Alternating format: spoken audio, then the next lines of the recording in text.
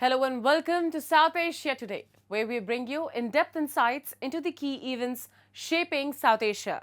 I'm Shivangi Mishra, and here are today's top stories. Glass waste transformed into everyday elegance.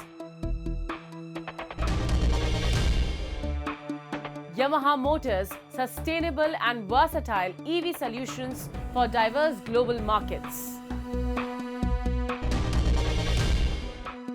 And decades of apathy leave POJK in ruins and darkness. Let's begin the show. From national missions like Swachh Bharat Abhiyan to grassroots innovations, India is embracing conscious living and responsible consumption. Citizens are reimagining waste while local brands transform discarded materials into eco-friendly, functional products. Initiatives like upcycling bottles into decor and daily use items show how sustainability and creativity go hand in hand. Together, these efforts are reducing waste and shaping a cleaner, greener India, setting an inspiring example for the world. In a world grappling with mounting waste and environmental strain, a quiet yet powerful revolution is taking root in New Delhi, led by two passionate change makers, Madhuri Balodi and Amit Singh. Their venture, Kavi, the poetry art project, is rewriting the story of urban waste, one discarded alcohol bottle at a time. What began as a weekend hobby, cutting old bottles into quirky, handcrafted glassware, soon evolved into a movement. When Madhuri and Amit shared their upcycled creations online, the response was electric. The design struck a chord, went viral, and from that spark of creativity and purpose, Kavi was born. गोल ये भी है कि जितना हम लोग waste को minimise कर सकते हैं. मैं बार बार कहती हूँ कि not just bottles, other form में भी जहाँ पे भी हमको लगता है जैसे अब हम धीरे धीरे एक्सपेंड करेंगे तो automatically we will go into a different segment. Glass हमारा यूएसपी है अभी, बट धीरे धीरे जैसे जैसे सेगमेंट बढ़ेंगे तो आई वांट कि जहाँ से भी जिस भी तरीके से वेस्ट को मिनिमाइज कर सकते हैं वो हम करें. The journey of upcycling at Kavi begins on the streets of New Delhi, where rag pickers collect discarded alcohol bottles, each one a potential work of art. These bottles are brought to a central collection hub, where they are carefully sorted by brand, shape and color, awaiting a new purpose. From there, gunny bags brimming with glass arrive at the Kavi workshop, where transformation begins. Each bottle is meticulously cleaned, cut and polished by hand, evolving into elegant glassware, check jars, rustic planters and radiant lamps and light holders. What was once urban waste is reborn, functional, beautiful and full of soul. Kavi is basically, we upcycle waste bottles and give it a new life.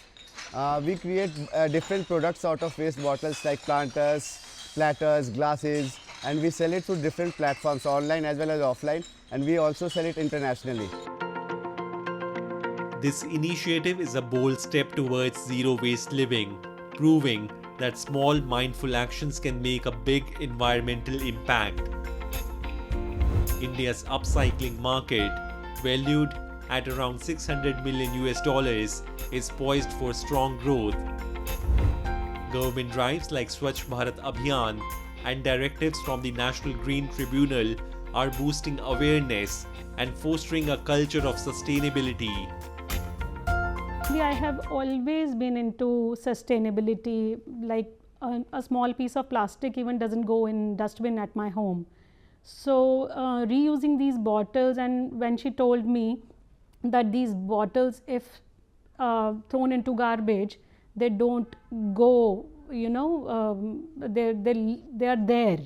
So it was really interesting to know how they were using them. It's visually appealing as well, and when I was told that this is environmental friendly, it made me want to buy it even more, because in today's time we get a lot of products which are not environmental friendly, it creates pollution all over, but this is one of the few products that is actually environmental friendly, and it's also kind of cute, so I would definitely buy it.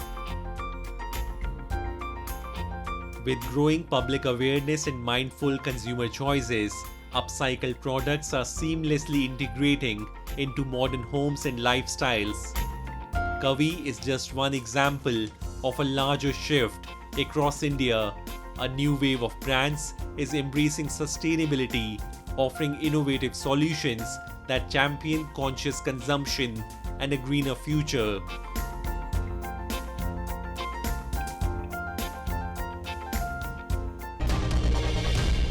Yamaha Motor unveils its groundbreaking Diapason platform, showcasing 4 versatile electric vehicles tailored for diverse industries. The star model C580, designed for agriculture, excels in rugged terrains with zero emissions. Another model, C310, will undergo trials at Haneda Airport. Yamaha aims to expand Diapason globally, inviting partners to co-create compact EV solutions for airports, factories and resorts. Diapason serves as Yamaha's innovative platform for developing 4 highly versatile and user-friendly vehicles. The company's core technological strengths, motors, batteries and control systems form the foundation of this initiative.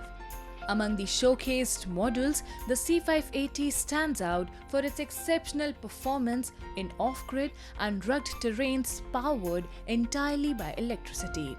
Its development was the result of close collaboration with various partners from the agricultural machinery and industrial production sectors, ensuring the vehicle meets the practical demands of these industries.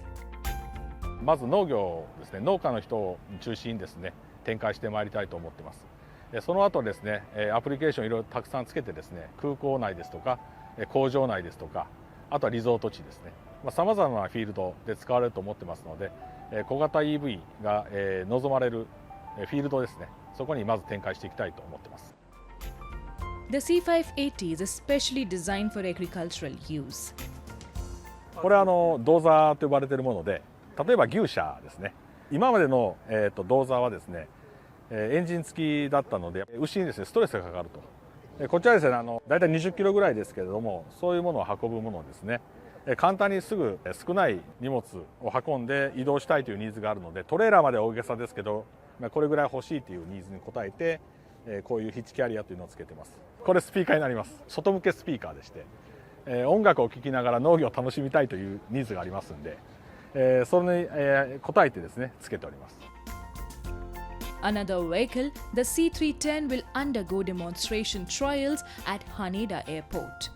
The versatile Diapason platform is set to make a global impact across diverse sectors. アジアの離島はですね、今もともとガソリン車が中心だったんですが、環境の配慮ということで電動化に進んでおります。ただその電動化で小型で走れる車両っていうのが実はアジアにあんまり存在してません。インド市場もあると思ってます。具体的にはインドの大渋滞の今問題がありまして、大きな車両じゃなかなか通れない。これをですねベースにインドの会社とですね協業しながらインド向けっていうのを目指していきたいと思ってます。The Diapason platform offers opportunities for collaboration with other companies. Yamaha Motor invites partners to join in creating and expanding new markets. Now we take a look at some happenings in Asia in a segment called Asia Watch. Hundreds of thousands of South Koreans thronged the Blue House in central Seoul in recent months to get their last glimpse of the historic compound before it is returned to official use as the home and office of the country's president. Lee Jae-myung, who won a snap election on June 3rd, plans to move into the Blue House soon, and access to some buildings will be restricted from mid-July, the presidential office announced last week. Former leader Yoon Suk-yeol, who was removed from office in April after briefly declaring martial law, broke with decades of tradition by shifting his office and residence out of the compound and opening it to the public.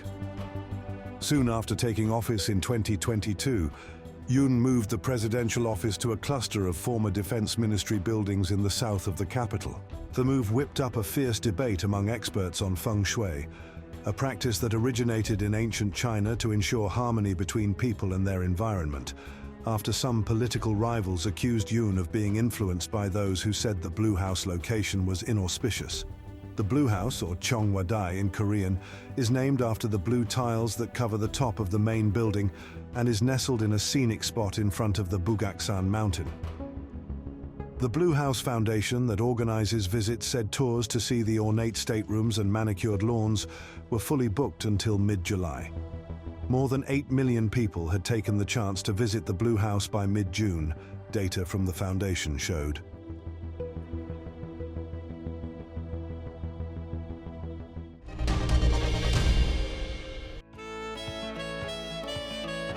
Amid conflict between Israel and Iran, first group of 110 Indian nationals successfully evacuated from Iran as part of Operation Sindhu on June 19th. India's junior Foreign Minister Kirti Vardhan Singh said more flights will be sent to evacuate the citizens from the conflict-torn country.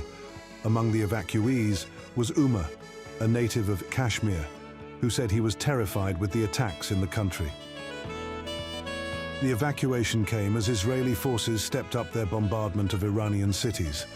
An Israeli military official said on June 18th that 50 Israeli jets had struck around 20 targets in Tehran overnight, including sites producing raw materials, components and manufacturing systems for missiles. Iran responded with a fresh volley of missiles at Israel and a new warning that it would respond against the United States if Washington joined the war.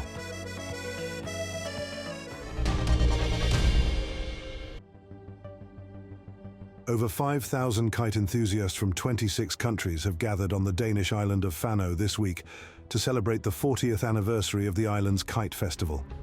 The festival, which opens this week and runs through June 22nd, will feature more than 25,000 kites. Among the highlights of the festival is a 100-meter-long Indonesian kite.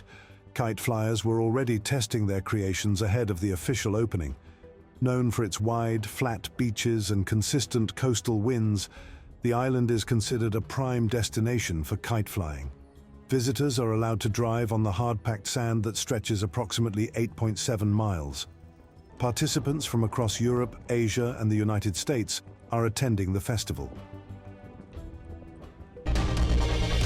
The people of Pakistan-occupied Jammu and Kashmir continue to suffer under decades of neglect. Crumbling roads like the key Chhatar Cross Hans Chowki stretch, untouched since 1985, reflect the apathy of authorities. Adding to their woes are soaring unemployment, frustrated youth, and crippling power shortages. With no sign of development or opportunity, anger is rising, threatening not just local stability but the broader peace of the region. How long can these cries for justice be ignored? We have this report. The residents of Pakistan-occupied Jammu and Kashmir have been enduring years of neglect as essential road infrastructure remains in poor condition and political commitments have yet to be realized.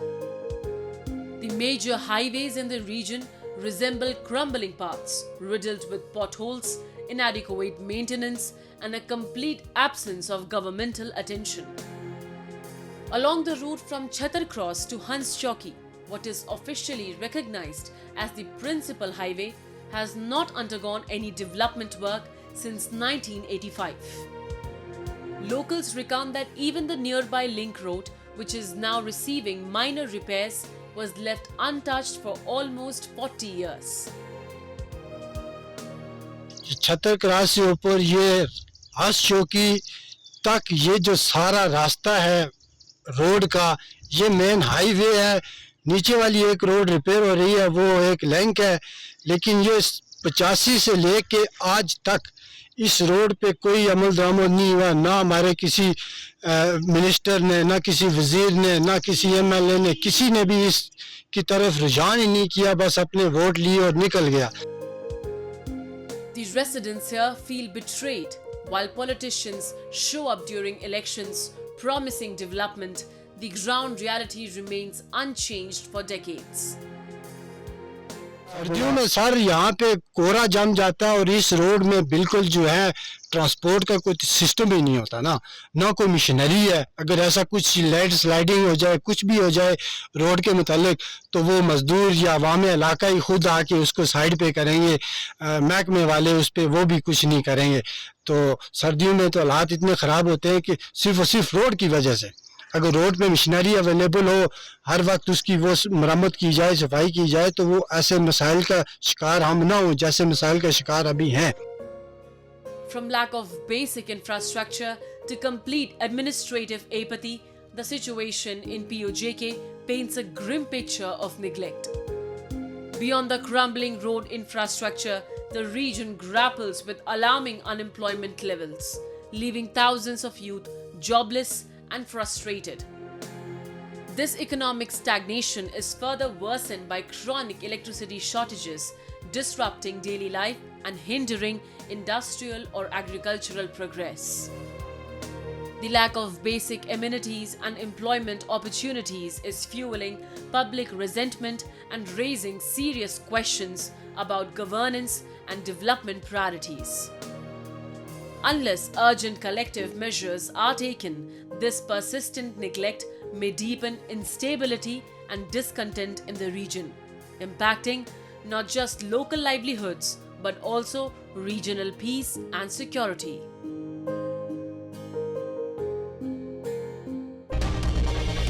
And now meet Udit Shrestha, a true symbol of grit and perseverance from Nepal. Born speech and hearing impaired, Udit defied social stigma and shattered stereotypes to become a certified gym trainer, inspiring countless others along the way. His incredible journey proves that strength lies not in words but in action, passion, and determination. Here's a glimpse into the life of this unstoppable fitness warrior. Take a look. Meet Udit Shrestha, Nepal's hearing and speech impaired gym trainer, who is working as a fitness instructor for 8 years. For 31-year-old Udit, exercise is not just building muscles, but a way for transformation. Growing up in a society where he had to struggle from navigating his daily life to completing his education, adaptability became his greatest strength. Sports became his solace during the challenging times, helping him prove his ability in the rural setting where he was often looked down upon. Motivated by the belief that exercise is more than just building muscles, he transformed it into a form of self-expression and a way to test his limit. He began spending his leisure time at the gym, working out and assisting others, which eventually paved the way for him to become an instructor.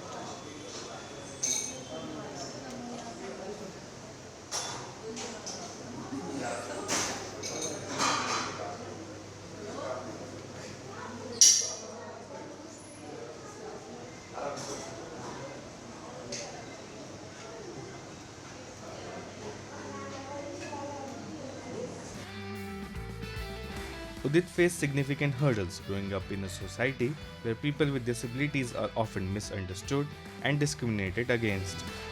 Despite these challenges, he found solace in sports, particularly volleyball, which helped him prove his abilities. As per the experience of his coach Sanam Duwal, the beginning days were somewhat hard in comparison to the present. Alike gym, Udit worked alongside his communication skill, which now fascinates everyone. 3 वर्षपछि नै उहाँले यो क्लबमा join गर्नुभयो। त्यतिखेर उहाँ चाहिँ एउटा just क्लबको एउटा मेम्बरको हिसाबमा आउनुहुन्छ, जिम गर्नुहुन्छ, अनि एक दुईजनालाई उहाँले जुन तरिकाको एउटा हेल्प गर्नुहुन्छ सिकाउन, त्यसपछि मैले हेरिरहेको हुन्छु उहाँले सिकाउने तरिकादेखि लिएर उहाँले जुन बुझाउने स्ल्याङ ल्याङ्ग्वेजमा जुन तरिका एउटा बुझाउने त्यो म आफैलाई पनि अचम्मित लाग्यो कि हो कसरी गराइरहनु भएको छ कसरी सिकाइरहनु भएको छ अनि यही सिलसिलामा मैले हेर्दै गएँ र उहाँलाई मैले अफिसमा बोलाएँ के गर्नुहुन्छ उहाँ अहिले के गर्दै हुनुहुन्छ उहाँले भन्नुभयो म रेस्टुरेन्ट खोल्दैछु अथवा म यस्तो यस्तो कामहरू गर्दैछु भनेर भन्नुभयो अनि कतिको इन्ट्रेस्ट छ यसमा यदि अरूलाई सिकाउनु पर्दामा भनेर सोद्धाखेरि दुईवटा थम्स अप देखाएर चाहिँ एकदमै खुसी भएको मैले उहाँको अनुहारमा पाएँ र त्यसपछि म आफैलाई पनि सकिन्छ कि सकिँदैन त एउटा यस्तो आएदेखि बोल्नुपर्ने एउटा जिमको एउटा जुन हुन्छ उहाँले चाहिँ सक्नुहुन्छ कि सक्नुहुन्न भन्ने पहिला सुरुमा त मलाई पनि धेरै गाह्रो भएको थियो Udit's story is a powerful testament to the indomitable human spirit, demonstrating that obstacles, no matter how daunting, do not define a person's potential. His journey is one of relentless preservation, where every challenge he faced only fueled his determination to overcome it. As we wrap up today's episode of South Asia Today, we thank you for joining us. We'll return next week at the same time with more insights and updates. This is Shivangi Mishra signing off on behalf of our entire team. Until then, stay safe and goodbye.